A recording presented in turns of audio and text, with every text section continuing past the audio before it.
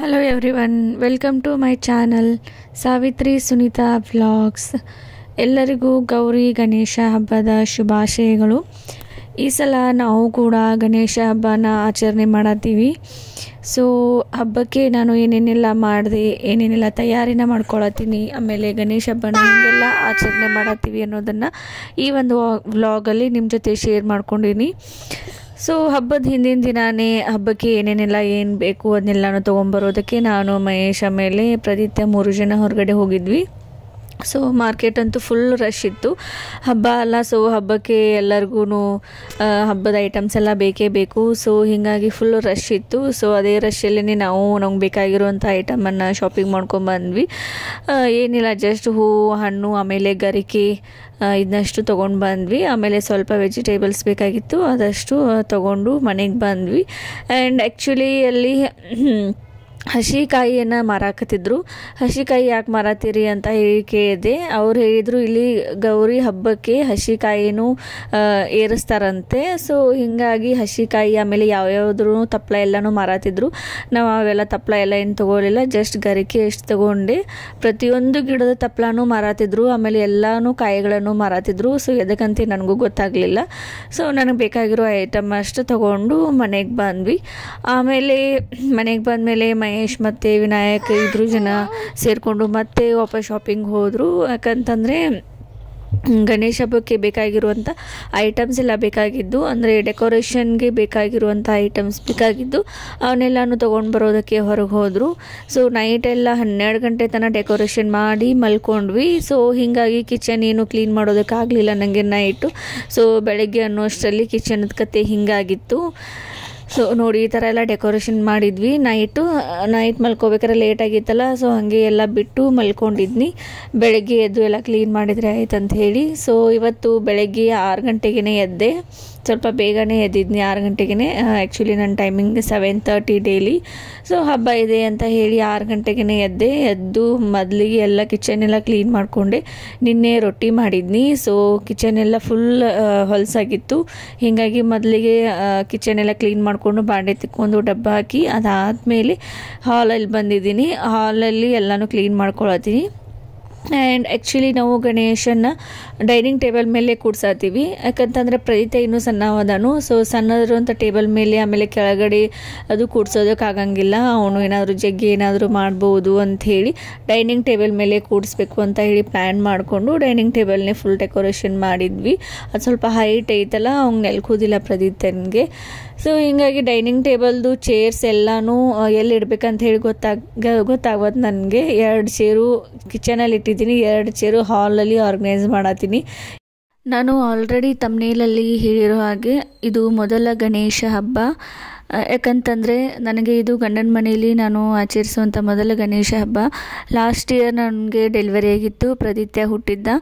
And actually ಅವನು ಗಣೇಶ ಹಬ್ಬದ ದಿನಾನೇ ಹುಟ್ಟಿದ್ದ. ಅಂದರೆ ಗಣೇಶ ಕೂಡ್ಸೋಕ್ಕೆ 2 ದಿನ ಮುಂಚೆನೇ ಹುಟ್ಟಿದ್ದ.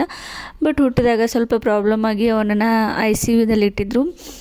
ಗಣೇಶ ಹಬ್ಬದ ದಿನಾನೇ ನಮಗೆ ಪ್ರದಿತ್ಯನ ನಮ್ಮ ಕೈಯಲ್ಲಿ ಕೊಟ್ಟರು, ಹುಷಾರಾಗಿದ್ದಾನೆ ಅಂತ ಹೇಳಿ. ಸೊ ನಾನು ಅವತ್ತೇ ಅಂದ್ಕೊಂಡೆ, ಲಿಟ್ಲ್ ಗಣೇಶ ನಮ್ಮ ಮನೆಗೆ ಬಂದ ಅಂತ ಹೇಳಿ. ಸೊ ನಿಜವಾಗ್ಲೂ ಗಣೇಶನೇ ನಮ್ಮ ಮನೆಗೆ ಬಂದ ಅಂಥೇಳಿ ಆವಾಗ ನನಗೆ ಮತ್ತು ಮಹೇಶನಿಗೆ ಇಬ್ಬರಿಗೂ ಫೀಲ್ ಆಗಿತ್ತು.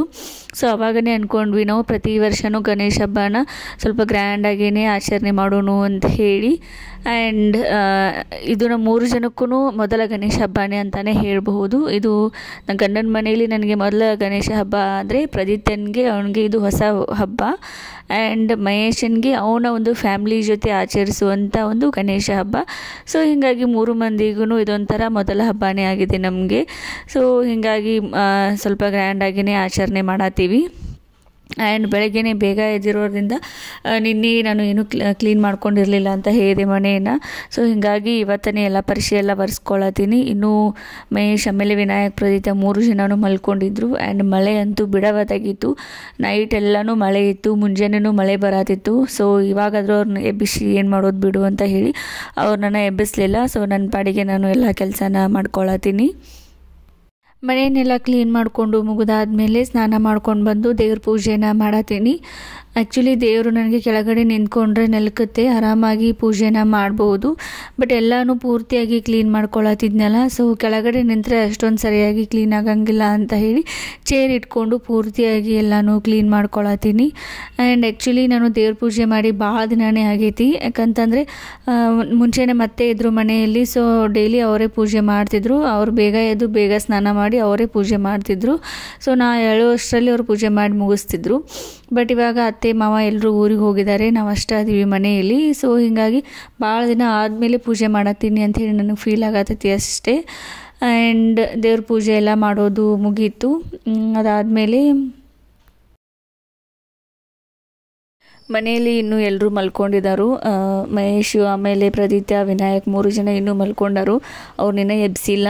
ಸೊ ಪೂಜೆ ಎಲ್ಲ ಮುಗಿಸ್ಕೊಂಡು ಆಮೇಲೆ ಅವ್ರನ್ನ ಎಬ್ಬಿಸ್ಬೇಕಂತೇಳಿ ಸುಮ್ಮನೆ ಆಗಿದ್ದೀನಿ. ಇನ್ನೂ ಇವಾಗ 7 ಗಂಟೆ ಆಗೈತಿ ಟೈಮು.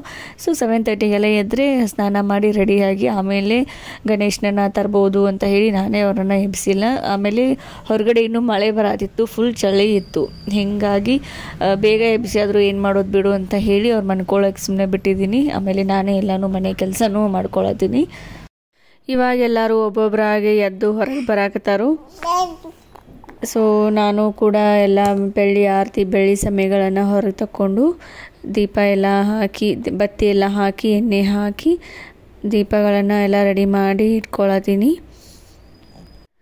ಈ ಥರ ಎಲ್ಲ ರೆಡಿ ಮಾಡಿ ಇಟ್ಕೊಂಡ್ರೆ ಅರ್ಧ ಕೆಲಸ ಮುಗಿದ ಹಾಗೇನೆ ಅಲ್ವಾ.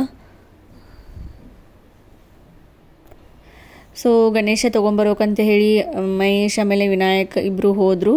ಮಳೆ ಅಂತೂ ಬಿಡವತ್ತು, ಹೊರಗಡೆ ಫುಲ್ ಜೋರು ಮಳೆ ಐತಿ. ಮುಂಜಾನೆ 6 ಗಂಟೆದಿಂದನೂ ನೋಡಾತೀನಿ. ನೈಟು ಮಳೆ ಇತ್ತು, ಮಾರ್ನಿಂಗ್ ಟೈಮ್ನೂ ಮಳೆ ಐತಿ, ಮಳೆನೇ ಬಿಟ್ಟಿಲ್ಲ. ಸೊ ಮಳೆ ನಿಂತ ಮೇಲೆ ಹೋಗಬೇಕು ಅಂತ ಹೇಳಿ ಇಷ್ಟೊತ್ತನ ವೇಟ್ ಮಾಡಿದರು. ಆಮೇಲೆ ಮುಹೂರ್ತದ ಪ್ರಕಾರನೇ ಗಣೇಶನ ಕೂಡಿಸ್ಬೇಕಲ್ಲ. ಸೊ ಮಾರ್ನಿಂಗ್ ಟೈಮ್ನು ಮಳೆ ಇತ್ತು ಅಂಥೇಳಿ ಮಾರ್ನಿಂಗ್ ಟೈಮ್ ಕೂಡಿಸ್ತಿಲ್ಲ. ಅದಾದಮೇಲೆ 9:30 ತನಕನೂ ಮುಹೂರ್ತ ಇತ್ತು. ಸೊ ಅವಾಗೂ ಮಳೆ ಬಿಡಲಿಲ್ಲ, ಅವಾಗೂ ಗಣೇಶನ ತರೋದಕ್ಕೆ ಹೋಗಲಿಲ್ಲ. ಆಮೇಲೆ 11 ಗಂಟೆಯಿಂದ 12:30 ತನಕನೂ ಒಳ್ಳೆ ಮುಹೂರ್ತ ಇದೆ ಗಣೇಶ ಕೂಡ್ಸೋದಕ್ಕೆ ಅಂಥೇಳಿ ನಮ್ಮ ಮಮ್ಮಿ ಹೇಳಿದ್ಲು. ಸೊ ಆವಾಗೂ ಮಳೆ ಬಿಡಲಿಲ್ಲ. ಬಟ್ ಏನು ಮಾಡೋಕ್ಕಾಗಂಗಿಲ್ಲ ಅಂತ ಹೇಳಿ ಗಣೇಶನ ಕೂಡಿಸಬೇಕಲ್ಲ. ಸೊ ಹೀಗಾಗಿ ಹಾಗೆ ಮಳೆಯಲ್ಲಿನೇ ಹೋದರು ಗಣೇಶನ ತೊಗೊಂಬರೋಕಂತ ಹೇಳಿ. ಸೊ ಅವ್ರು ಬರೋ ಅಷ್ಟರಲ್ಲಿನೇ ನೈವೇದ್ಯ ಮಾಡ್ಕೋಬೇಕಂಥೇಳಿ ನೈವೇದ್ಯ ಮಾಡತ್ತೀನಿ. ಆಲ್ರೆಡಿ ಎಲ್ಲನೂ ರೆಡಿ ಮಾಡಿ ಇಟ್ಕೊಂಡಿದ್ನಿ.